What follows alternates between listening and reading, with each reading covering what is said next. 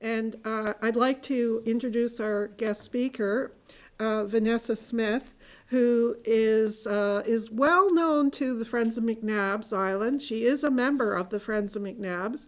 And I first met Vanessa more than a decade ago when I heard that she was doing a presentation at St. Mary's University. So I went down there, and a bunch of us, I think Faye, you were down there that day too, a bunch of us went down to listen to the presentation. And it all sounded so familiar, but there were all these extra details that we didn't know anything about. So we thought, oh boy, we got to get some more information from this person because she's so knowledgeable.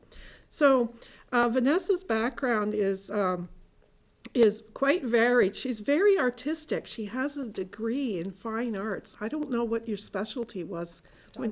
Photography. Okay. So she's very creative, and she loves the past. So she took archaeology at St. Mary's and then went on to do a master's in Scotland in archaeology. And Vanessa also loves graveyards. So that's noted on our picture in the latest rucksack. That is actually in the graveyard on McNabs Island. And that is, well, you're going to talk about him, Peter McNab II. So Peter McNab the first, you're going to hear about him, and then the second. And I don't know how many other Peter McNabs you might hear. No spoilers. Okay, but we do have a Peter McNab who is joining us by Zoom. So we're not sure where he came from, but we've often attracted the interest of the McNab clan from all over the world. And I don't know, there's another McNab who's a member, lives in Saskatchewan. I'm not sure if he's online too, but it's definitely a very popular island, and we're very happy to welcome Vanessa to give a presentation and try and keep us up to speed with all of those dates and all that history about the McNab family that settled on McNabs Island. Vanessa.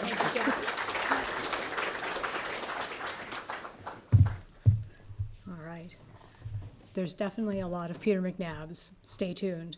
How's the volume? Is that a little closer? Okay. I'm just afraid it's going to fall out. Let's do that. A little better? Let's try that. Testing. Peter McNab, Peter McNab, Peter McNab. 1, 2, 3. And there are 3 of them, at least. So if that's good, I'm going to launch into things. Welcome, everyone. Wonderful to see such a full house. As Kathy was saying, tonight we'll be looking at McNabs Island during the early colonial period of Halifax history, focusing on the McNab family, but also looking at other people who were sharing the island with them at the same time. As Kathy was saying, I first encountered the history of the island as an undergraduate at St. Mary's University when my research was focused on whether the literary and folk traditions around Peter McNab and his family were a fact or simply a romantic narrative. However, my interest in this early period has persisted well past my undergrad, and here I am still digging around in the archives and wandering around the island whenever I can. My time period for this study is roughly from around 1760, when we first start seeing Peter McNab the first appearing in the archival records, to the middle part of the 19th century, when his son and heir to the island, Peter McNab II, dies and the island passes to his sons. This is a multidisciplinary study using available archival information, period newspapers, letters, maps, paintings, as well as later local histories and archaeological reports and research. It's a piecemeal approach, but by pulling on these multiple strands of information, we can start to understand the early colonial period on the island and how the McNab family and the island tenants lived on the land. To start our time with the McNab family, let me set the scene with a quotation from Thomas Riddell's Hangman's Speech. We're doing good? Okay. Next slide. As the summers went by, the short Nova Scotia summers, McNab had a growing itch to own this pleasant retreat in the harbour mouth. Not just the beach or the cove, the whole island. He would build there a good house for himself and cottages for servants and tenants. His retainers would clear away the woods. The clearings would make pasture for sheep, great flocks of sheep as he had seen them grazing on the lands of gentry in Scotland. And in this delightful scene, he would wear the kilt and play the laird in the good old Highland fashion. That's very picturesque, isn't it? So we have this wonderful image of the first Peter McNab from Hangman's Beach. But how much of that image is factual and how much is romantic but fictional narrative? To start out, on Christmas Day, 1782, or so the story goes, a man named Peter McNab purchased the largest island in Halifax Harbour and began to establish himself and his family, as well as a number of tenant farmers on the land. Folk tradition records that Peter McNab was Scottish by birth, but here the varying accounts become fuzzy. Some record him as being a near relative of the clan chief of Clan McNab, hailing from the Breadalbane district in Perthshire in Scotland. Others list him as arriving from Inverness in the north of Scotland. Peter is variously described as a lieutenant in the Royal Navy, arriving in Halifax after serving at the siege of Louisbourg, as an aide to Edward Cornwallis, as a merchant, as a simple shoemaker or cordwainer. Despite his enigmatic origins, the folk history of the island depicts Peter McNab as an aspiring Scottish gentleman, eager to build a community in his newly purchased island and set himself up in the role of lord, or to use the Scottish terminology, laird, with tenants recruited from his homeland to clear and farm the land. These sources suggest that as well that his son Peter McNab II followed closely in his father's footsteps. Let's step back and establish a little bit of context for that entire narrative. At the founding of Halifax in 1749, Edward Cornwallis was initially granted the whole of the largest island in the harbour, which he soon transferred to his nephews. In this early period, the island was known as Cornwallis Island, as you can see on this map from 1780. There is no evidence that any of the Cornwallis nephews ever set foot in Halifax, let alone on the island. In 1733, the Cornwallis family placed the island up for sale for the noteworthy sum of £1,000. And perhaps because of this price, the island remained unsold until 1783, when Peter McNab purchased the island for the full asking price. Prior to purchasing the island, we know that he initially had leased part of it from the Cornwallis family for a fishing business. So in addition to those £1,000, McNab also had to pay Richard Buckley a further £313 for supposed improvements on the island, and we know he complained bitterly about this extra cost. At the same time, church records are telling us that while he arrived in Halifax as a bachelor, he soon married Susanna Kuhn in November of 1763. Over the years of their marriage, the couple had numerous children, including a son, also named Peter, in 1767, who would be the first Peter's heir. Collectively, these activities paint the picture of a newcomer to the area enthusiastically and successfully putting down roots in his adopted community and ascending the social ladder from an anonymous emigrant to a respected citizen. After purchasing the island, Peter McNab set about constructing a home for his family on the hillside of a sheltered cove, an easy sail across the harbor from the town. The location of this original McNab homestead has been debated over the years. I certainly have had a number of conversations with many people in this room about where the McNab homestead originally was located. We do have a number of useful ways to better pinpoint the location of the homestead site. We'll turn first to the cartographic record for the island, record of the island for some clues. Next slide, please. Pardon, sorry. Next slide. Thanks. And the majority of the maps dating from the time period around 1782 until about the mid-1800s, they simply record Cornwallis and then McNabs Island as a featureless geographic area, or they're focused on the water around the island, or else only note the topography but not the human presence on the land.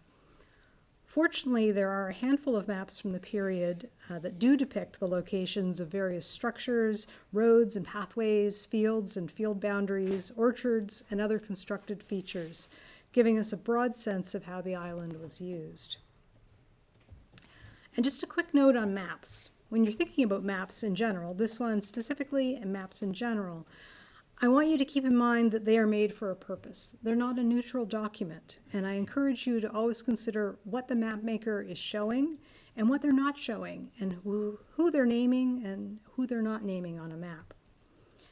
When I began my research on the island, this map, the 1808 Royal Engineers map plan of the peninsula and harbor of Halifax by John Toller, at the Provincial Archives, was the first map I used to really begin to understand the island and the occupation by the Tenants and the McNab family. It's the first map to identify the island as belonging to the McNab family. You saw on the previous slide it was Cornwallis Island.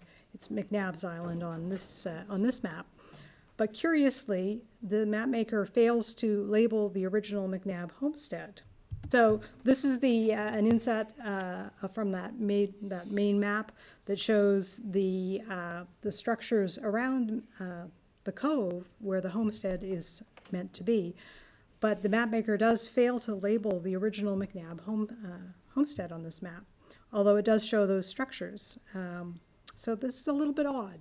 This is a little bit of a question. Did that work? Yep, no, we're still seeing the Toller map. That's good. That's good. Stranger still, Toller does record two other names on his map, clearly marking the farms of the two island tenants, Fraser and McLean. If you can give me 2 clicks to get those insets up. And a second one. There we go. I've always been curious about those choices. So we can see that he hasn't labeled the McNab homestead, but he has labeled these tenant homesteads, the Frasers and the McLeans. So these are some curious choices. Was the information unavailable or simply irrelevant to the map maker? Conversely, were the Fraser and McLean families somehow significant residents or important to be noted where other tenants were not?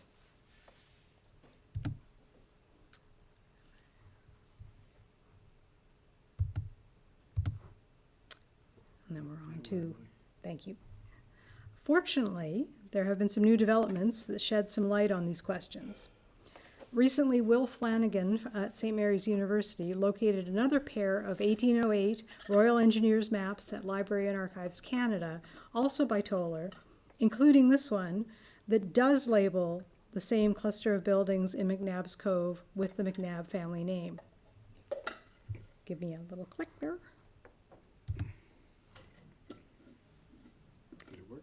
Yep, we're good. So you can see it's the same map. It's flipped over in the other direction, but it is labeling those two buildings as the McNabs homestead. As with the Nova Scotia Archives version of this map, some of the names of the tenants holding the land are also noted. However, the LAC map is still labeling the island as Cornwallis Island in 1808, decades after Peter McNab purchased it. So it is possible that one of these is a draft or an early version, but if so, which came first? And so we have some answers, but more questions, and that's kind of the way of research in all fairness. But it was nice to see the labeling, and these are wonderful maps, so thank you to Will. I don't know if he's online, but thank you. Next slide. Oh, great. From the period after the death of Peter II in 1847, we have two significant maps from the Royal Engineers showing the central and southern portions of the island. This is A87, Halifax Harbor, McNab Island from 1865.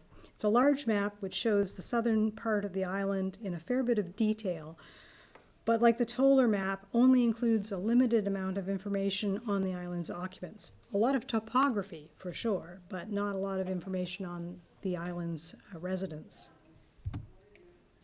Give me the next slide.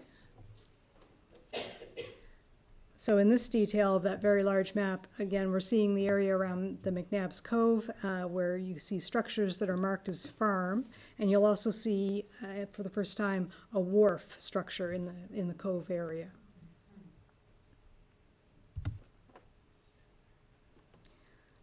And the second Royal Engineers map, A88, from 1867, shows a similar landscape of buildings, roadways, and fields, but with some additional names for the different areas. In this detail from the map, because again, a very large map, you see references to Brow Hill Field and Cabbage Garden Field, and again, the McNab homestead area is marked only as barns on this map. And that wharf is still present, and I'll also call your attention to the McNab family burial ground on the far right of the map, and that graveyard is still present on the modern landscape on the island, but it's now surrounded by Fort McNab. The original McNab homestead burned in the winter of 1866, fortunately when the current McNab family members were away. So it's therefore understandable that this later 1867 map that we're seeing here doesn't show the house and only barns in the area. But it's curious, again, that the pre-fire 1865 map that we just saw also only seems to show the same barns and no house. So again, we're still looking at some puzzles. It does show a well. It does show a well. Yeah. That's, and that is still there on the landscape. Fortunately, very well hidden in the trees, so no one's going to stumble into it. Sorry. Yep. Oops. Did I get it? No. So we're going to add to the mapping by looking at a small selection of paintings from around the same time period that show us the original homestead and the immediate area. As with the mapping, we should always be thinking about artistic license and the artist's interest in maybe creating more of an aesthetic product that projects a romantic view of a landscape that is not necessarily an exact rendition of a view. In this case, it seems like these were military men who were making a lot of these paintings, so a little bit on balance, they're striving for accuracy, and we'll see what I mean by that in a moment. So this first image was painted around 1860 by Captain Westcote Littleton, who married into the McNab family. We see a wonderful view over McNab's Cove, looking towards Halifax, painted from an upslope vantage point. The trail seen in the painting appears to follow a similar path to current-day Brow Hill Trail, if you're familiar with the island and walking around. The homestead and the outbuildings are the central structures, but we're also seeing glimpses of other tenant houses in this painting in the distance. And you can see as well that the cove is open to the harbor and that some of the island has been cleared. So it's a different landscape than we're seeing if you're standing on Brow Hill Trail today, where the forest has grown up and the cove is no longer open to the harbor. And since my initial research, Royce Walker has located another slightly earlier period painting of the McNab homestead that you can see here. This one's called Halifax from McNab's Island, back of Littleton's house. The title makes me think that the artist was a friend of Captain Littleton, the previous artist, not a McNab family member or friend who would have been perhaps more likely to reference the building as the old McNab homestead, not Littleton's house. So that's an interesting contrast, and we can bring in the other painting there. You can see them side by side. They both show a similar scene, albeit from a slightly different vantage point on Brow Hill. Both paintings show a story-and-a-half house with an outbuilding to the right, and even the placement of the trees is similar in both, which makes me think that both paintings are reasonably faithful reproductions of the landscape that the artist was seeing.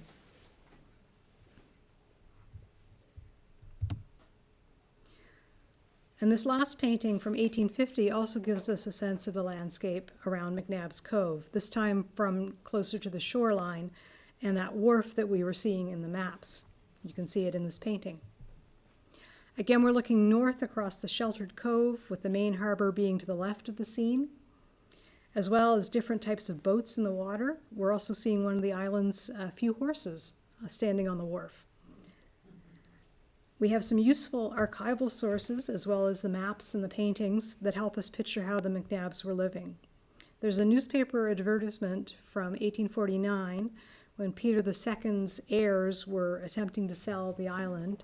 The ad describes the homestead as a comfortable 2-story house, contains 5 rooms, a kitchen and pantry on the first floor, 6 rooms on the second floor with a large frost-proof cellar under the whole. There are 3 large and commodious barns with stabling for 15 to 20 head of cattle and room for 70 to 80 tons of hay. Sounds very nice, doesn't it?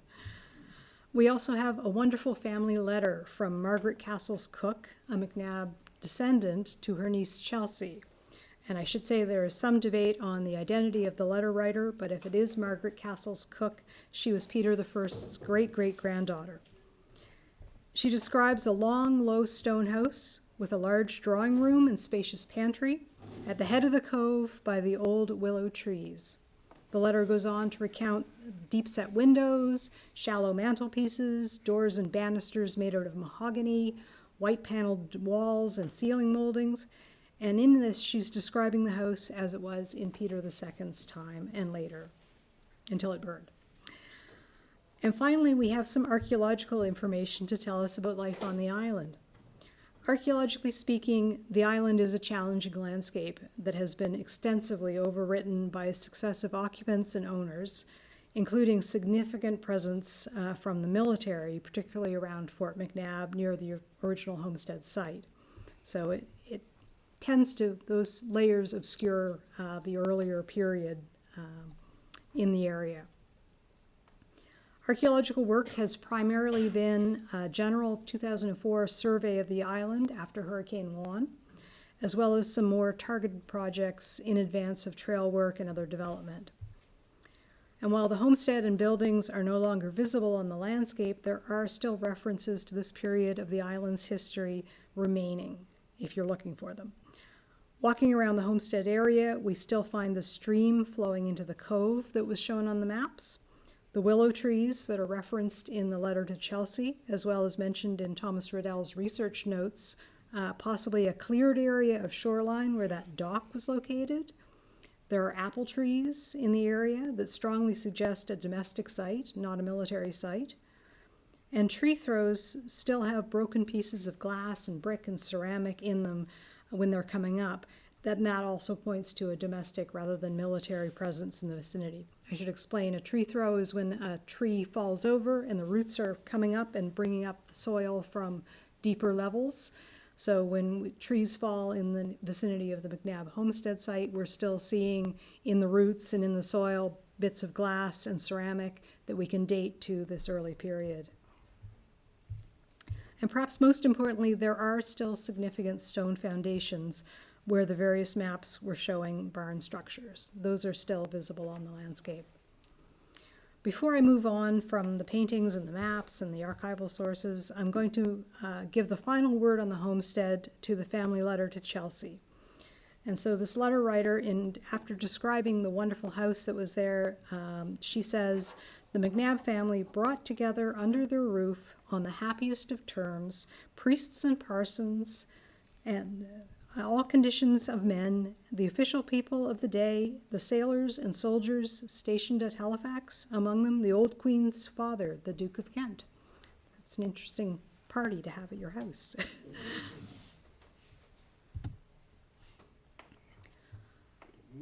Next one. Returning to the McNab family to continue their story a little bit further, in 1792, Peter I gave McNab's Island to his eldest son and heir, Peter II. Like his father, Peter II was becoming a notable figure in Halifax business and social circles. He married Joanna Culleton, the daughter of one of the island residents, in 17 1792, in February of 1792. The first Peter died on November 3rd, 1799, and is buried in St. Paul's Cemetery, which we know better as the Old Burying Ground on Barrington Street in downtown Halifax. His wife Susanna died on May 7th, 1822, and was buried near her husband and as well their young son Henry, also in the Old Burying Ground. On the island, Peter II and Joanna and their growing family also lived at the homestead on McNab's Cove and maintained a house in town at the corner of South and Barrington Streets, present-day Barrington Street. Joanna died in 1827 and was buried on the island in the McNab graveyard just up from the homestead. And following her death, Peter II remarried to Mrs. Margaret or Martha Hopkins of Liverpool.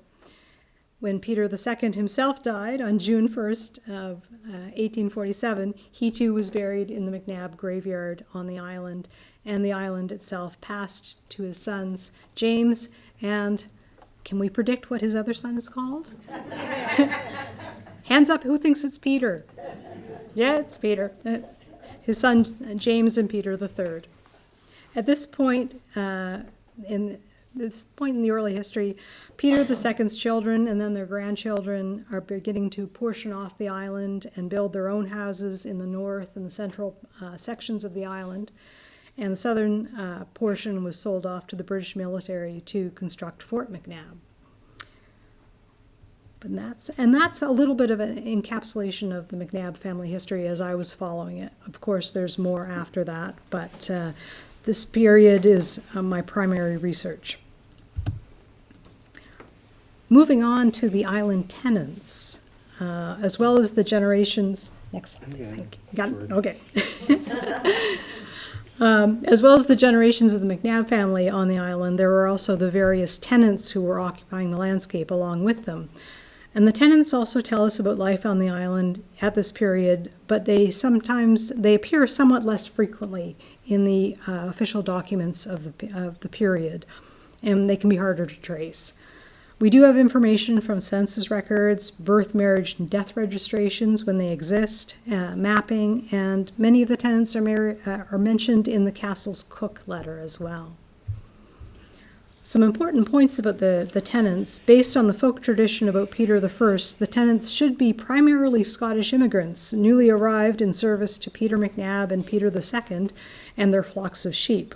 However, contrary to this narrative, we seem to have tenants from a huge variety of ethnic backgrounds living on the island, including Swiss, Irish, English, and German, as well as some individuals who do have Scottish names or possible connections to Scotland. And here we're looking at that detail from the Toller map, again showing the Fraser farm site. And the Frasers were one of the Scottish names on the landscape. But we're also seeing a range of occupations when we look at these tenants. And when the information I looked at, some of them were listed as farmers, but none of them were listed as shepherds. It also appears that some of the tenants were already settled on the island when Peter I purchased the whole island. The tenants also seem to be moving on and off the island with some frequency, some staying for longer periods and others appearing and disappearing between the census years. And two island families stand out in particular, the Coons and the Culletons. The Coon family, represented by Henry Coon Sr. and Henry Jr., are most likely Swiss, coming to Canada from an area near Zurich. The Susanna Coon that Peter I married when he arrived in Halifax is the daughter of the same family. And there's been some recent additional genealogical work that has been done to trace the Coon family a little bit better, and particularly look at Susanna to give additional detail to this foreign Protestant family and their story in Nova Scotia.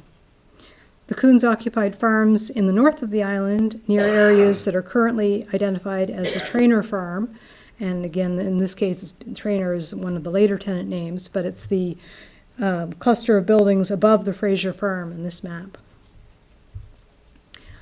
Another family, the Culletons, were Irish Roman Catholics, and they're notable tenants because Peter II married Joanna Culleton, the sister of tenant Thomas Culleton. The Culleton farm site was located in the south of the island. And I'm really happy to see that some of the tenant names are still retained on our modern maps of the island, including in the place names Timmins Cove. We heard about Timmins Cove Trail. That's a tenant name. McNeil and Farrell Point, McNeil name, and Farrell's a later tenant. And of course, Culleton Point for the Culleton family. And to give you just a final little snapshot of the island, in the 1827 census, there were listed 55 people in total living on the island. That would be 13 members of the McNab family and 42 tenants and servants. I want to go off on a bit of a tangent here to touch on the question that initially spurred my research on the island, whether Peter McNab and later his son were playing the laird on the island and expressing their Scottish identities on the landscape. Did this narrative hold any water? In my research, I pulled on a range of sources. I've already mentioned some of the maps and the paintings and the archival and archaeological records that I was looking at. And some of the other sources I've listed here, including Hewitt's articles on the area for the Dartmouth Patriot from 1901, that 1908 family letter from Peter's great-great-granddaughter, Margaret Castles Cook, maybe, to her niece Chelsea. And I was also looking at any available local histories on the area. There's also these two important literary sources that represented the McNab family in the period. Most importantly, the 1966 novel, Hangman's Beach, by Nova Scotia historian Thomas Riddell, which featured the McNab family prominently. Riddell's story furthers the idea that the first Peter brought not only shepherds from Scotland, but also household servants and a bagpiper. Riddell's McNab spoke Gaelic and went about in traditional Highland dress, according to the novel. And although well less known, it is important to also mention another earlier literary source, which is the historical romance Grand Parade, written in 1943 by G.B. Lancaster. You can see both books there. This book also depicts the McNab family, though thinly disguised with the fictional name of Cochrane. And here again we find Lancaster's Cochrane family dressed in kilts and surrounded by tenant farmers brought from Scotland. And I do have a little interesting tidbit about the author. G.B. Lancaster is a pen name for author Edith Joan Littleton.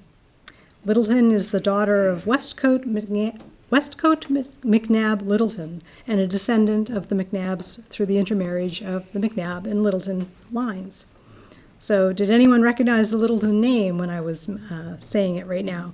Captain Westcote Littleton was the artist behind the painting of the homestead that we saw earlier. So it all comes around in some ways.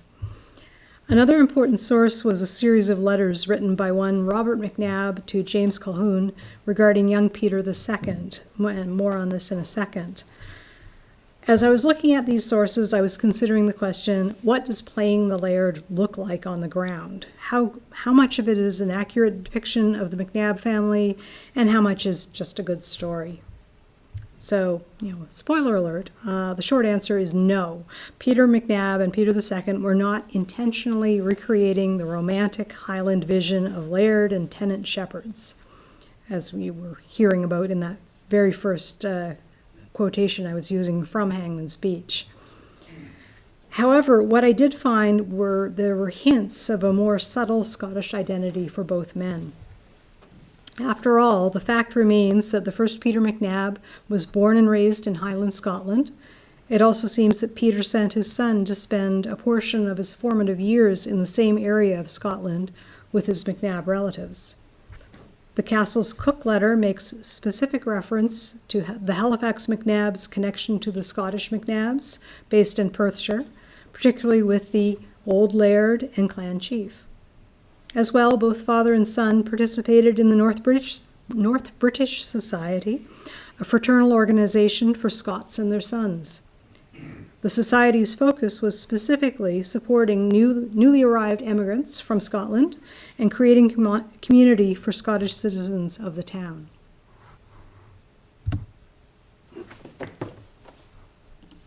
Looking at Peter II particularly, we have that series of letters that I just referenced between Robert McNab and James Colquhoun mentioning Oops, sorry. Oh, come back. Mentioning that, which I mentioned, they offer some insight into the formation of the second Peter's identity as a Scot. The letters discuss the maintenance of young Peter II while he was in the care of his McNab relatives in Scotland. And one section gives us this wonderful insight into the second Peter's youthful interest in presenting a Scottish appearance. And the letter states, "The boy had a desire of having the Highland dress with him." And it further goes on to detail Peter II's purchases, which include 2 tartan kilts, 1 pair of brogues, 5 pair of tartan hose, 3 yards of tartan for a kilt, 1 bonnet and ribbon, 2 pairs of garters, 1 penknife.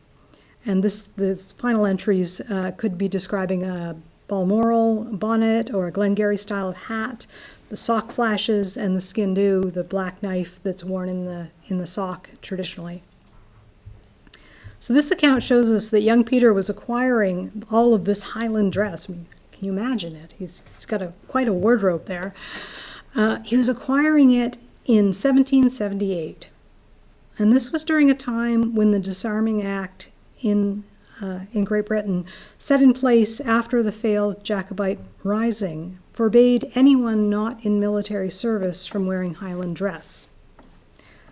While enforcement had relaxed by 1778, the act was still in force, and young Peter and his relatives were acting in contravention of it by purchasing and presumably wearing these items.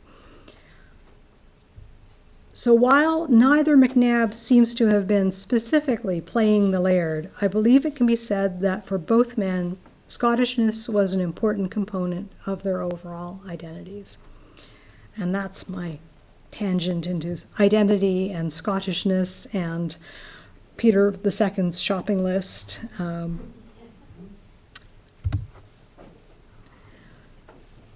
So in conclusion, I hope I've given you a little bit of a glimpse into the McNab family and their lives on the island in the early colonial years of Halifax. I want to give my sincere thanks to the various members of the Friends of McNab's Island Society, particularly Royce Walker, who have been all so very generous with their time and knowledge and encouragement as I've gone through all this work over the years and asking questions and spending time on the island. There were other people who were very instrumental in my research, but they're too numerous to name, but many of them are in this room. I will also say that this is most definitely not the end of the conversation about the McNabs on the island, for me at any rate. There is still room for additional research, and there's always room for additional research within those various multidisciplinary streams and threads of knowledge that I was referencing. There's the possibility of new records found in an archive, like those fantastic new Toller maps that Will found, to additional archaeological work on the island. I expect the McNabs will continue to follow me for some time to come. Thank you very much.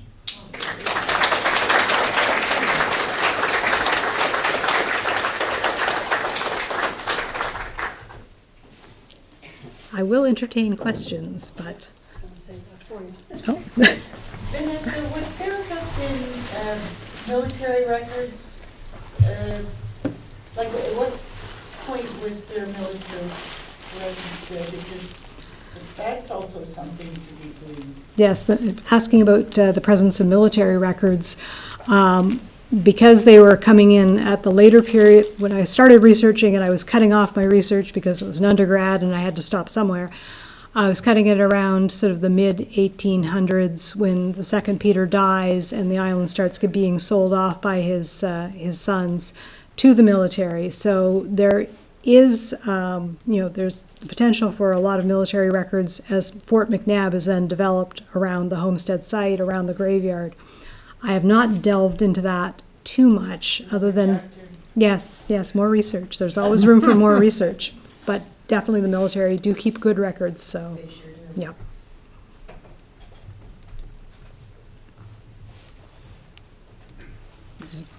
One in the back there? I was just curious, in an archaeological capacity what you thought the role of maybe geophysics or geosensing tech would be for identifying the original McNabs homestead going forward? Asking about the archaeological potential of using GPR, ground penetrating radar, and other remote sensing techniques. It would be great. It's heavily wooded.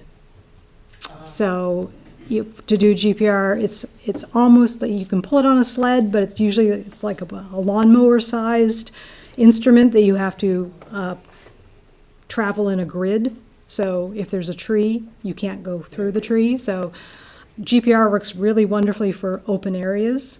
It does not work too well in heavily wooded areas. So I would love for it to work in heavily wooded areas, but it's not really a possibility at this point, unfortunately. That was the technology they used to define the outskirts of the city of Halifax that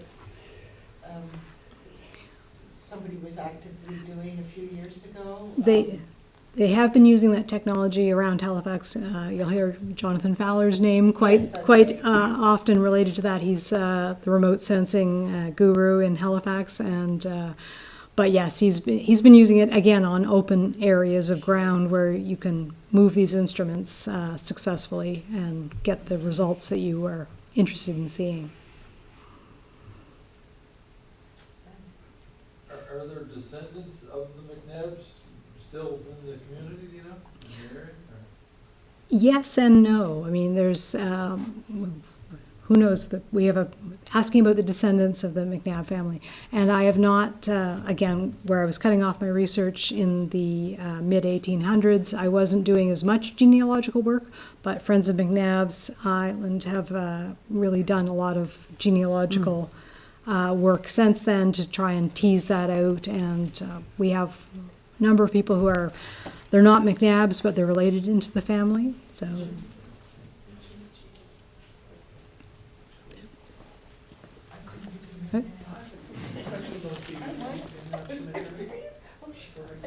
Mm-hmm. Understand that I came across a reference somewhere that when McNabs sold that portion of the island, they retained the right to be buried, for the descendants to be buried at the cemetery. Were you able to find anything like that agreement between British War Department and The questions regarding the McNab Cemetery and their ability to be, an agreement to be allowing them to be buried in the cemetery after selling the land on to the British military.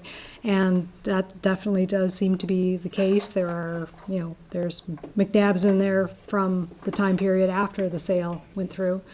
And it seems like the burying ground is being maintained by Parks Canada, but it was within the fort for a fair number of years before it became a National Historic Site, and there's only a handful of gravestones still in the graveyard, but the possibility that the footprint is much larger than what's contained. It's got a chain link fence around it right now, so that would be a good application for GPR. That's relatively cleared, so maybe that part of McNabs Island could be archaeologically investigated that way, but, And Ellen was the last person to be buried yes. there. Yes, that was, article said she had special permission.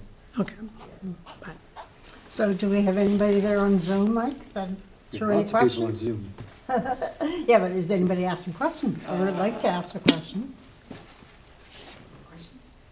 Just checking on the Zoom. Why did Peter McNab 1 not be buried there? it seems that they had not established the burying ground at that point in time.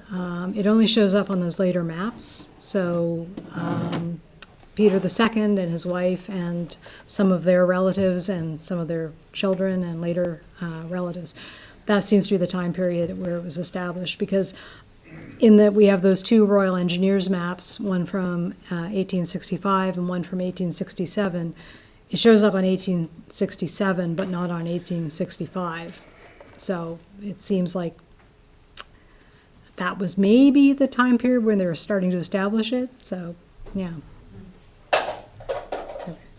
Getting a bit gooey.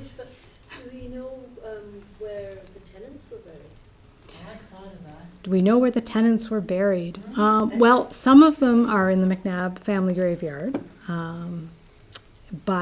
And I suspect that probably there are more of them, but like I said, we only have a few marker stones remaining. So it's possible that they were buried without a durable marker. They had a pile of stones that have since been scattered, or a wooden marker. It seems like the McNabs had a good relationship with some of the tenant families, so they may have been buried there, or they may have been buried in a more appropriate location, depending on their faith, depending on where they were attending, church services. But again, I think there's more people in that burying ground than we have headstones for, as is often the case with graveyards.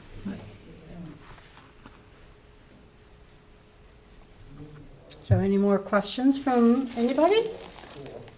I'm happy to talk about Peter McNab afterwards as well. I'm always happy to talk about Peter McNab. I don't want to steal the mic so they can all hear Jump me on in, Zoom. jump in. On behalf of the board members of Friends of McNabs and our members and all our guests here tonight in Zoom, we would like to thank Vanessa very much for all the history that she gave us tonight. I'll probably be awake all night with it in my brain. But thank you very much. Thank you very much. And this is a part of McNabs that I won't tell her what it is, but it's made from wood from McNabs, right? Excellent. Right, Royce? Yeah. No. So there Thank you very go. much. Thank you.